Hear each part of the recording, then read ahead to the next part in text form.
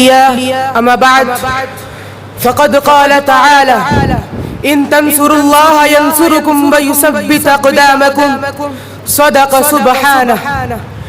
کتاب سادہ رہے گی کب تک, کبھی تو آغاز باب ہوگا.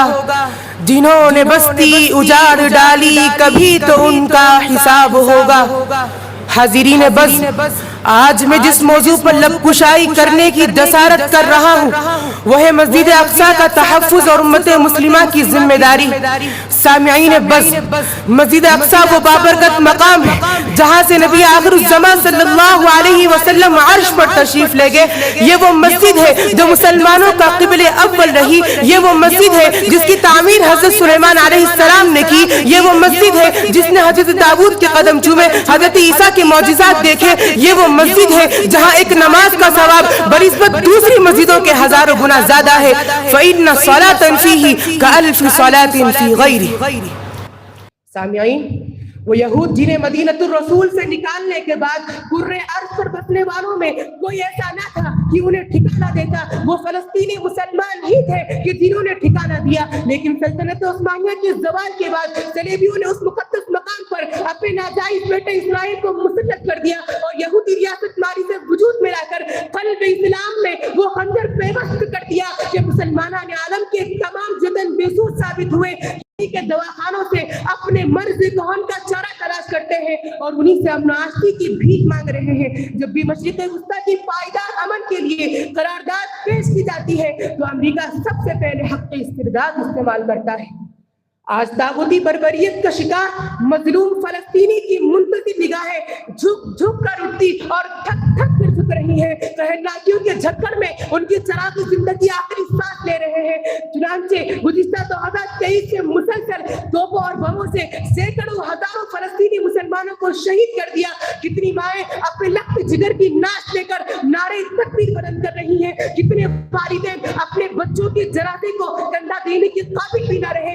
کئی بچے یتیم ہوتے چلے گئے. منٹ منٹ پر سر مقدس پر بم برسائے جا رہے ہیں. مسجد اقصیٰ کے صحن میں گھس کر نمازیوں پر فائرنگ کی جا رہی ہے. مزید یہ کہ مسجد اقصیٰ کو منہدم کر کے ہیکل سلیمانی کے تعمیر کی سازش کی جا چکی ہے. اور ادھر مراکش سے لے کر انڈونیشیا کے جزائر تک تمام امت مسلمہ خاموش تماشائی بنی ہوئی ہے. مسلم حکمرانوں کو اپنی عیش کوشی سے فرصت نہیں. وہ یہودیوں کی نسل چاٹنے سے شرم تک محسوس نہیں کر رہے اور اپنے آپ کو خاتم الحرمین اور خاتم قرآن کہنے والے عرب حکمراں بھی خواب خرگوش میں مست ہیں.